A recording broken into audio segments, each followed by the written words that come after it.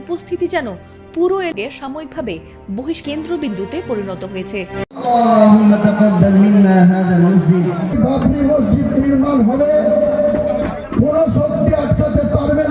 ৩৩ বছর আগে সাম্প্রদায়িকতার বলি হয়েছিল ঐতিহাসিক বাবরি মসজিদ, যেটিকে কেন্দ্র করে কেবল ভারত জুড়েই নয় বরং বিশ্বের বিভিন্ন দেশের মুসলিমদের মধ্যে ব্যাপক আলোড়ন দেখা দিয়েছিল সে সময়। কিন্তু কথায় আছে, ইতিহাস ফিরে আসে বারবার।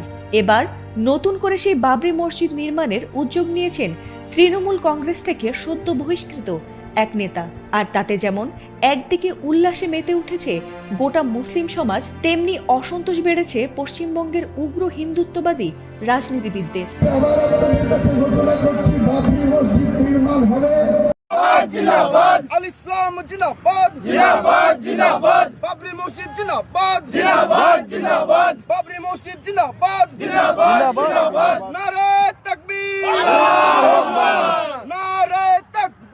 আল্লাহু আকবার, নারে তাকবীর, আল্লাহু আকবার, নারে তাকবীর, আল্লাহু আকবার, নারে রিসালাত, ইয়া রাসূলুল্লাহ।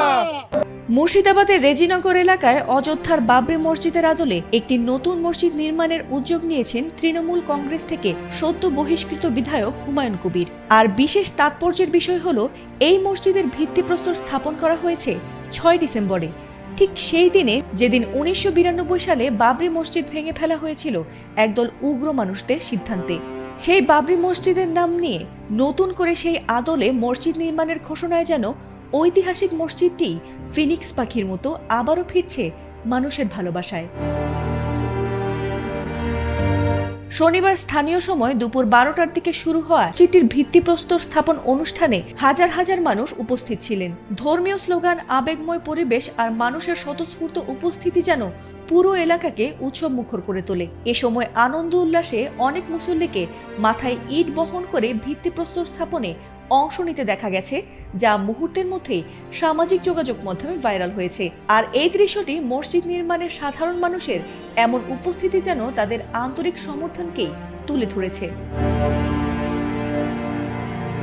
তবে এই অনুষ্ঠানকে কেন্দ্র করে রাজনৈতিক উত্তেজনা তীব্র হয়েছে। এমনকি তৃণমূল কংগ্রেস হুমায়ুন কবিরকে দলীয় শৃঙ্খলা ভঙ্গের অভিযোগে সাময়িকভাবে বহিষ্কার করা হয়েছে। এদিকে বিজেপি নেতা শুভেন্দু অধিকারী এই মসজিদের নাম বাবরি মসজিদ রাখার বিষয়ে আপত্তি জানালে হুমায়ুন কবির বলেছেন, এই উদ্যোগ মুসলমানদের মর্যাদা ও অধিকার রক্ষার লড়াই এবং তিনি তৃণমূল নেত্রী মমতা ব্যানার্জির বিরুদ্ধে বিধানসভায় লড়াই করবেন। এই ঘটনাটি পশ্চিমবঙ্গ রাজ্যের রাজনৈতিক ও সামাজিক প্রেক্ষাপটে নতুন ধরনের বিতর্ক ও উত্তেজনার কেন্দ্রবিন্দুতে পরিণত হয়েছে। তা মুহূর্তের মধ্যে সামাজিক যোগাযোগ মাধ্যমে ভাইরাল হয়েছে।